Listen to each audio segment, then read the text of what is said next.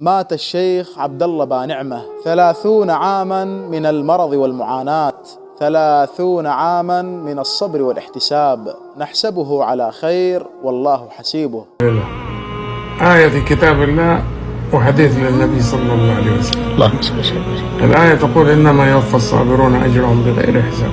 يا الله. والحديث النبي صلى الله عليه وسلم يقول عجبا لأمر المؤمن إن أمره كله له خير. لا إله. إذا أصابته سراء شكر فكان خيرا له، وإذا أصابته ضراء صبر فكان خيرا له، وليس ذلك إلا له. أيها الأحباب، إن موت الدعاة فيه إنذار لمن؟ قال فيه إنذار للصادقين الباذلين وللغافلين المتكاسلين. يدعو الصادق لزيادة جهده، ويدعو الغافل لتدارك ما فات والتيقظ للقادم. أيها الكرام، إن الدعاة هم مصابيح النور في زمان أو في عصر كثرت فيه الفتن، فنحتاج إلى من ينير لنا الطريق.